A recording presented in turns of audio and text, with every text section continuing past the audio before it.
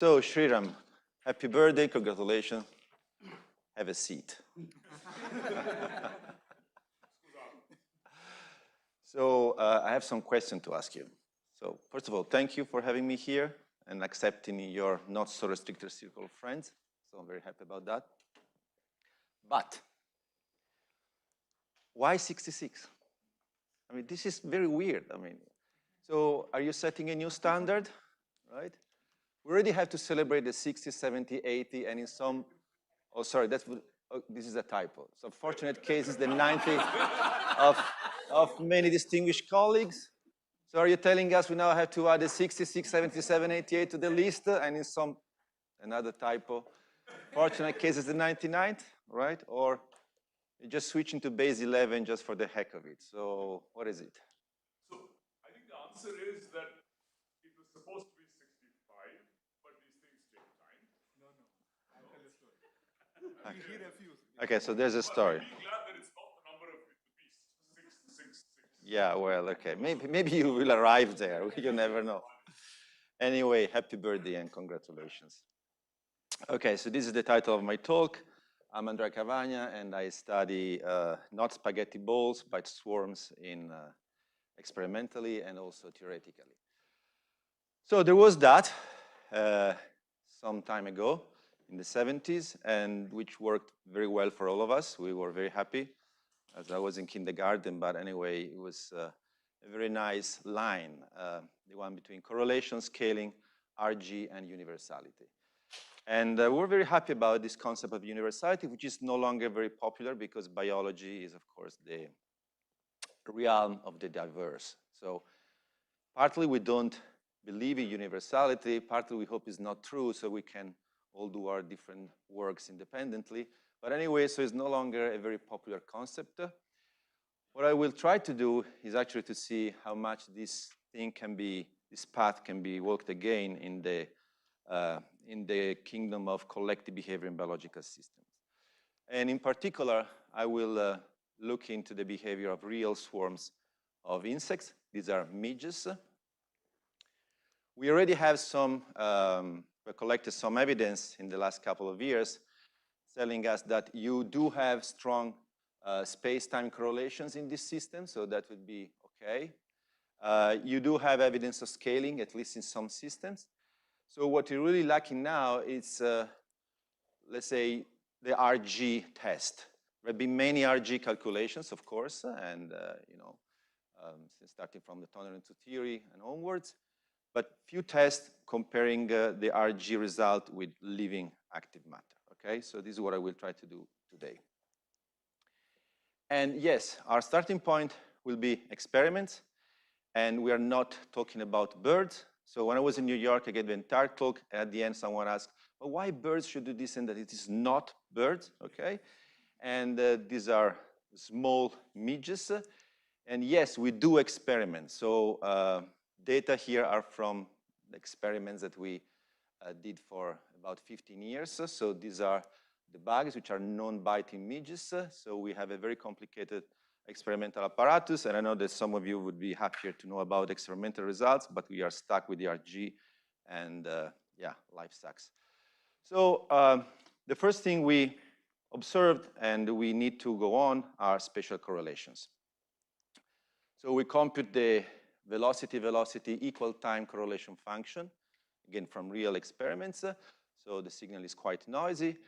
And the first thing we found is that there is a correlation, a non-trivial correlation. So these are not just random walkers around some marker, which was actually was an hypothesis before, okay, because they form the swarm around some external marker. This was very well known. So it could have been that it was just a bunch of random walkers with an external marker, but no, there are non-trivial connected correlations between the midges.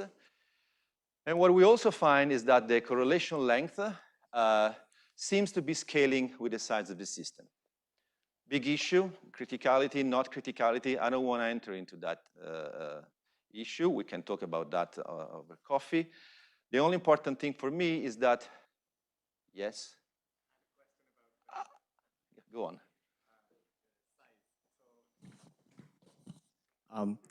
with the different sizes of the swarms, are they just different experiments, or can you control the actual size? No, sorry.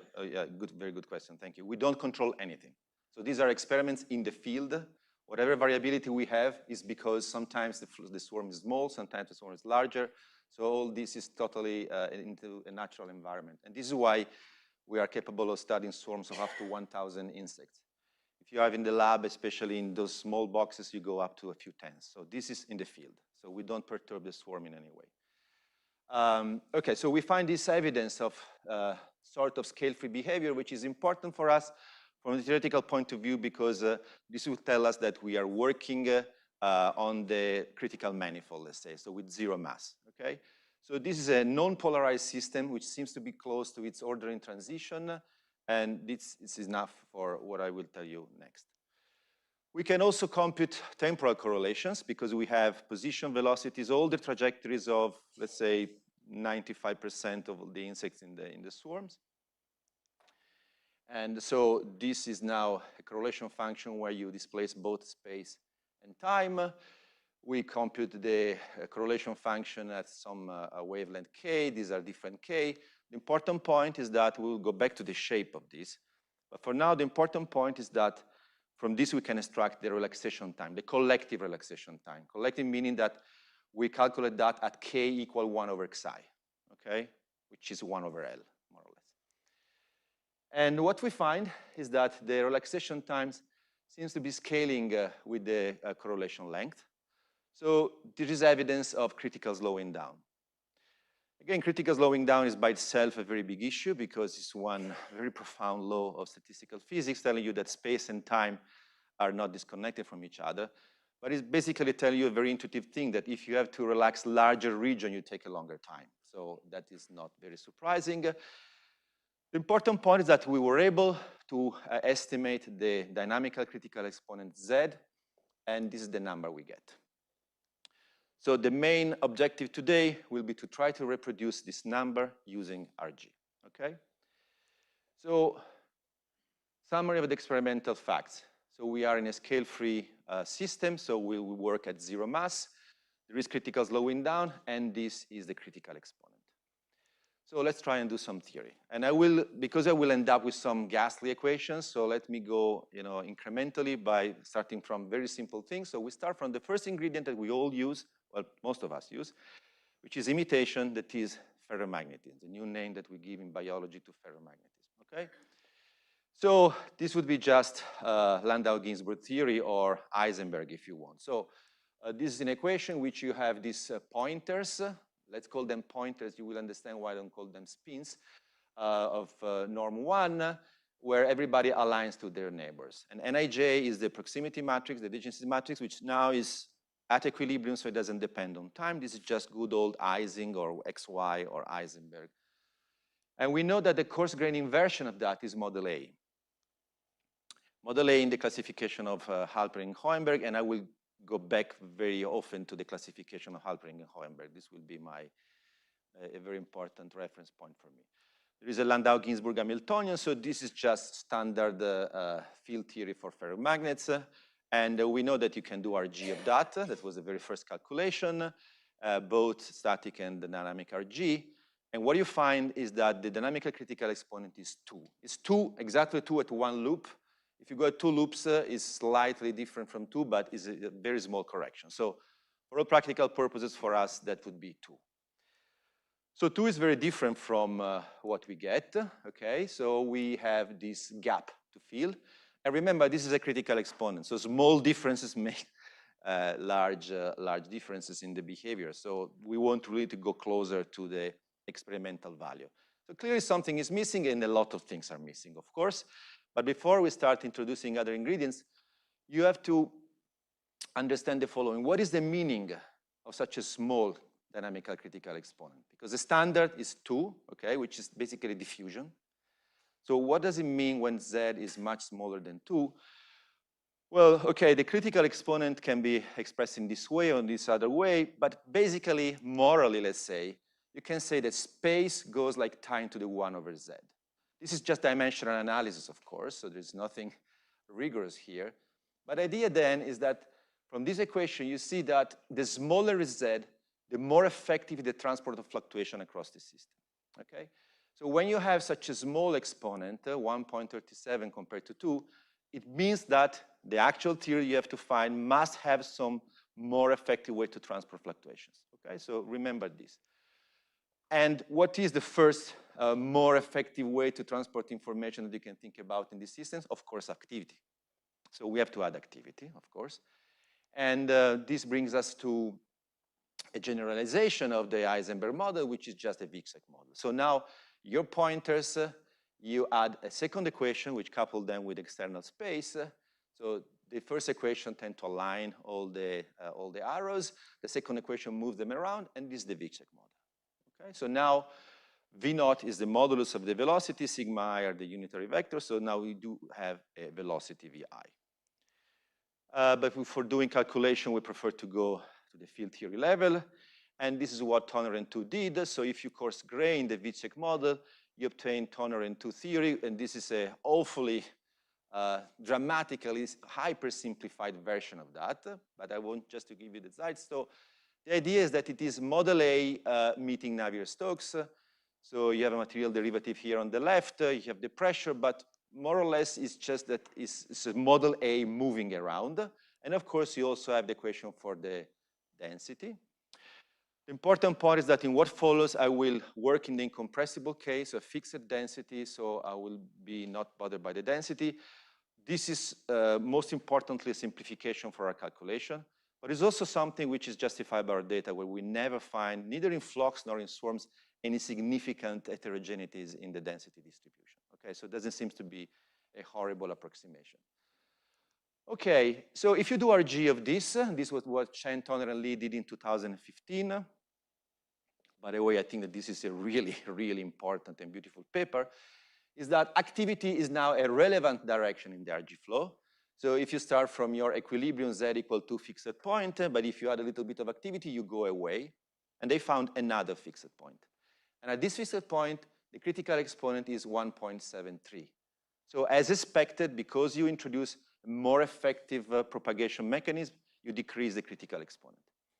But still there is a gap between 173 and 137. And this, let me tell you that this exponent is correct for Wixek, because now there is more than one numerical simulation which finds exactly that exponent in the dynamics of the Wixek model. So the RG calculation there is absolutely correct. So what is missing? To see what is missing, let's go back to the experimental evidence. But before going that, remember, a smaller Z suggests a more efficient propagation mechanism at play. So we have introduced activity. We need something more that speeds up propagation. So let's go back to the shape of the temporal correlation function. So here on the right, you see what the correlation function in the Wixek model looks like, which is perfectly exponential. On the left is the real experimental relaxation function. And what you see is that there is clear evidence of underdamping. We can quantify this as much as you want. We have studied that very closely. So that is not an overdamped exponential relaxation. So in the toy model where you have the harmonic oscillator, this means that you do have some kind of inertia, okay? But why this should help? Why underdamping? Okay, maybe you want to include underdamping because then you also reproduce the correlation function, but why this should help at the level of the critical exponent? Well, the fact is the following. In order to have an underdamped relaxation, you must have a real part of the frequency, okay? So, but because we have a Laplacian, we all have a Laplacian in our equations, okay, that we can interpret it here as the alignment. A real part of the frequency means that somewhere you have a second order derivative in time. Okay, so if you just have this kind of equation, which is basically a Wixek equation, then the naive Z is 2. But if you can go to this kind of equation, which is what is needed by a real part of the frequency, then the naive Z is 1. Of course, this is not the real Z, it's the naive, the dimensional analysis 1. But does it tell you that, okay, this looks promising? So if I introduce an underdamped dynamics, I will probably decrease my critical exponent, okay? So we must go back to underdamped dynamics. And this is the key slide, which is a bit tricky. Let's go through it very carefully. So let's go back to, yes. I know you're trying to tell a simplified version of the story, but you know that compressible toner 2 also has propagating modes, and somehow that doesn't make a difference. Well, so first of all, this is the incompressible theory, okay? Right. In the compressible toner 2 theory, you do have propagating modes. Right. Of course you do. And they're due to the strong coupling between polarization and density. Right. So it's impossible to produce propagating modes in a very homogeneous system. Sure. So you remember all our debate between John and me. So we do not find evidence of those propagating modes. Well, that was in flux, but even here we don't find that. But yes, so the toner 2 equation, in the compressible case, there is a strong coupling between polarization and density, which gives rise to propagating modes, which are both propagating modes in the density and in the orientation. Right. Here, I'm fixing the density, so I'm trying to introduce propagating modes only of the orientation, okay? But I'm doing that because we don't find any trace of that in the actual experiment. But thank you for the question. Yeah, you're right. Also because then John will not kill me when we see this talk on the internet. So let's go back to this. So the important point is that to work out the dynamics, it's very important to start from the Poisson relations, right? Both in a simple mechanical system or the Moritz-Swansig mechanism, but this is the most important starting point. Once you have that, and that is telling you that P is the generator of the translation of Q. So it's important that in these pairs, one variable is always a parameter of some transformation, and the other variable is always the generator of that transformation, okay? So once you have that, you can write down the equations of motion. And this is the reversible part of the equation of motion. But then because we want to do statistical physics, we also add some friction and some noise. And now if you take the overdamped limit, you go to this kind of equation, which is more or less the only one they teach us at statistical physics. But I mean, this comes from that, right? So morally, what we have when we have an incompressible active theory is an equation like that, where psi is the polarization field. Okay, so we want to go back to some underdamped version of this. But how to do that? Well, again, we have to remember what is the transformation and what is the conjugate moment. So in this case, we need to restore the generator of the rotations of the polarization field, okay? And this is what we call the internal angular momentum, that is a spin. So now you understand why I don't want to call the pointer spin, because now for me the spin is the orthogonal variable which is rotating the pointer. So it's the generator of the transformations. So the spin S must have its own little angular momentum algebra. And this second equation is the key one, telling you that S is the generator of the rotation of psi. From this, you do have the reversible dynamics, which is pretty much like the PQ one, apart from the cross product, because this is a rotational algebra, okay? But it's exactly the same. So the important point now is that the force is not acting directly on the polarization. So the polarization is rotated by the spin, and the force is acting on the spin, okay? Which is the normal way the normal thing that you have in Hamiltonian dynamics.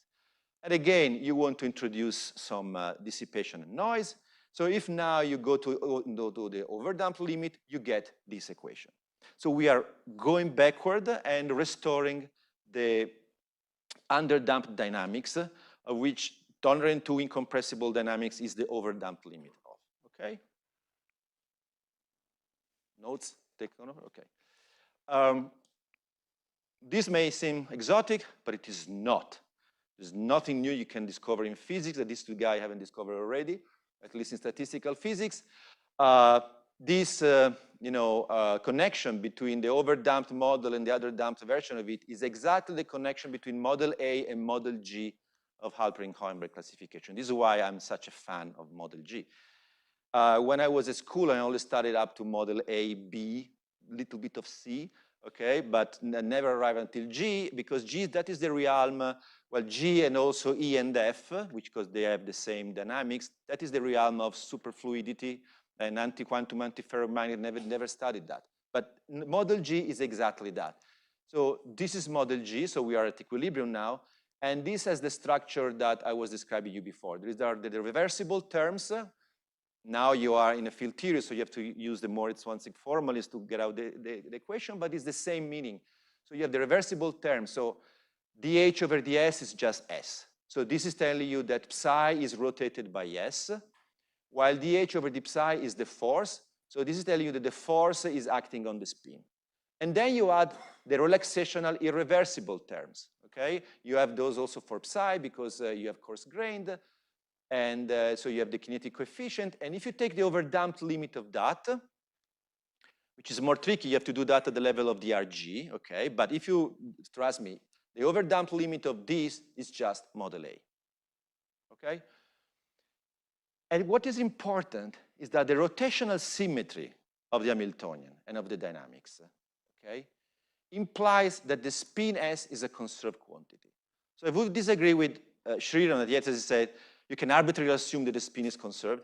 It's not an arbitrary assumption. I mean, H is invariant. So if you don't have the irreversible terms, the spin is conserved thanks to the symmetry of the dynamics.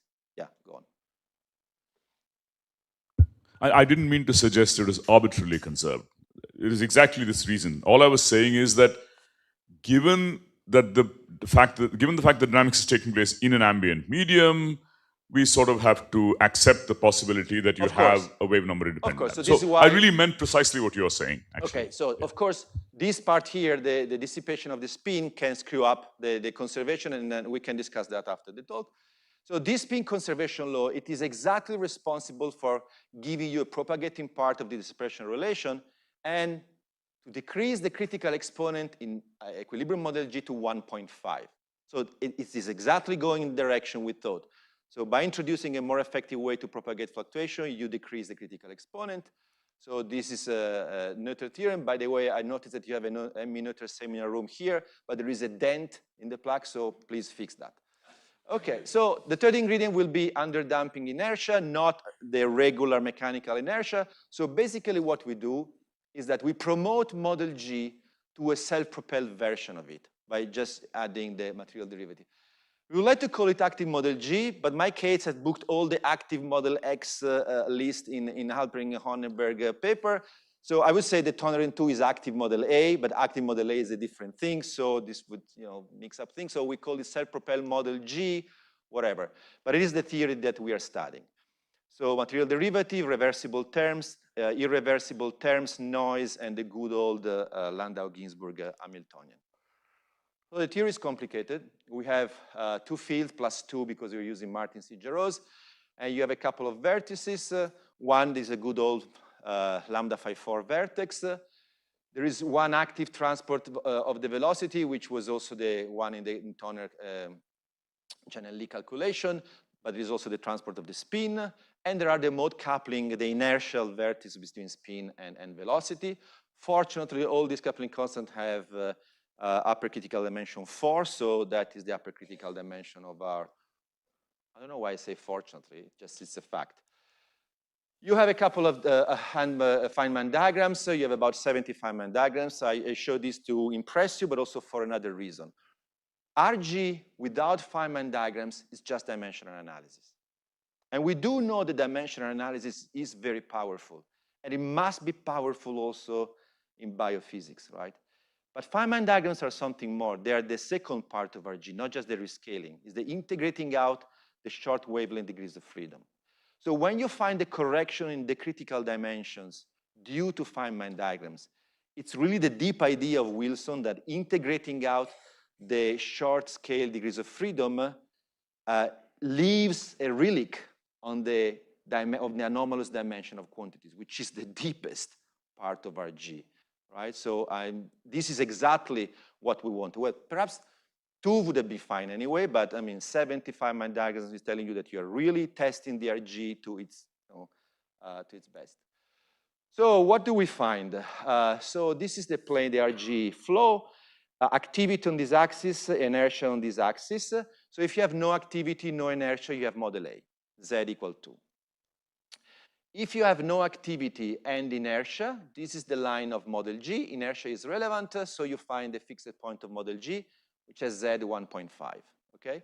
If you have no inertia and activity, you find 1.73, which is Chen-Tonner and Lee calculation in 2015, and I can talk about this gray area over coffee. But if you have both, we find a new fixed point, attractive fixed point here in the middle, and the exponent is, in 3 dimensions, is 135. So we went from 2 to 173 to 135. and the experimental value was 137, which I would say is pretty good. Numerical simulation, so the referees of the paper, which are certainly in this audience, and I thank you for that, thought that this was not enough, not compelling enough. So they asked us to do some numerical simulations, okay? We did, trashing another 9 months of our lives, in particular of Julia. But anyway, we did numerical simulation of what? Well, this is the microscopic model whose coarse graining we are studying. So this is what we introduced in 2015. We call it the inertial spin model. It's exactly the model that Shraddha showed you yesterday in his lecture. And we ran simulation of that. We are in the scale-free regime, copying the real phenomenology of midges. We found out tau. We plotted as a function of psi. And we find a simulational value of z, which is 1.35 plus minus 0.04. Oh, Sriram, notice, we had real dissipation. Okay, so, and this is the problem of the crossover we can discuss after the talk, but it's not that just by having dissipation, the spin becomes a fast variable. Depends on the size of the system. Of course, if you have an infinite large system, then it becomes a fast variable, and the overdamped fixed point is the limit. But the whole point here, which I will not have the time to discuss, is that the crossover matters a lot. So the finite size crossover matters a lot. So if you are a small enough size, you are in the neighborhood of the attractive fixed point. Right, and you tune to the critical point anyway. You try to tune your numerical studies to the critical point. Yeah, anyway. you see, we tune the thing right. in order. We always say at the maximum of the susceptibility. Right. So we serve the maximum of the susceptibility in order to achieve that. So this is a final comparison. Experimental value 137 with a sizable error bar, RG 135, simulation 135. And remember, this with no free parameters, which is, the bounty of RG. No free parameters here at all. Sorry for ignoring you. Give me 1 minute. So the RG really is driving all the parameters to their fixed points. And I think that this is really something great that the RG invented. And this is it. Thank you for your attention, and the word to you. There was a question there.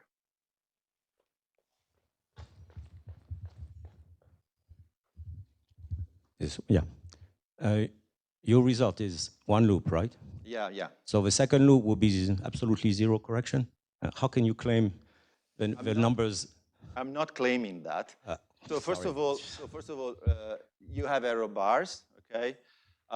There will be a second order correction, and it will take you away from 1.35. Well, first of all, there are calculations in which the one loop result is very good. One of them is Toner and 2 calculation, is Toner's Chen and Lee calculation of 2015. In the numerical experiment, you find a value which is extremely close to 1.73. So it's not the only case. And there are also other cases in physics. We know that the loop expansion doesn't work very well because at some point it starts also oscillating. So I have no idea about your question. This could be an exact result. I don't know. But I'm not claiming that the 2-loop correction will be 0. I really don't know. And remember, this is just one group producing that. It would be nice to have seen that produced by another group. It could be that this was just a lucky strike or not. I don't know. But I'm not claiming that 2-loop corrections will be 0. Is what it is. I'm sorry, could you go back to the RG flow? Was that a typo that they're relevant? They look irrelevant. Everything's flowing in. Oh, sorry. It's not a typo. It's a very bad choice of wording. Relevant in the sense that they're both playing a role there. Sorry. Right, sorry. right. Yeah. Okay, but they don't have to be tuned. No. The important point is that if you stay with 0 damping, and that is something I can discuss, but there is no tuning. This is an attractive fixed point on this plane. Absolute attractive fixed point. Right. Now, if you're asking about damping, I don't know whether you are or not. No, that was the main point, but... No, there is no tuning here. Right. Okay. Go ahead. So first, about damping. if you introduce damping, I guess if you actually have, This is the slide about damping. Okay. Okay, let's see. So the spin had a kinetic coefficient. The kinetic Yes. coefficient always have a k-squared term. Yes. That is generated by the RG. If you try Yes. not to put it, the RG puts it back. Yeah, Okay? sure. So if you only have that, you are conservative, and then you stay on this plane, which is the plane I showed you. But how can we be sure that there is no damping because of the interaction with the environment? So let's put an eta. Eta, which is the real friction, it's a relevant variable now in the correct sense of terms. So you go away from that. And so the conclusion, especially John's conclusion, is so you see everything is given by this. The problem is that how large is the physical value of eta? So we do know that you do have underdamping. So if the physical value of eta was so large to be ruled by this fixed point, we would also find an exponential relaxation of the correlation function. So what we claim is that actually there is a crossover. That is that we are starting at the physical bare coupling are starting close to this plane, okay? And so that there is a crossover in the RG. So for you're attracted by the conservative fixed point, you stay there for many iterations, which means a long RG time, which means a larger scale. And then you go to the other thing. So you do have an RG crossover between 1.35 and 1.73, which means that you have a crossover length scale.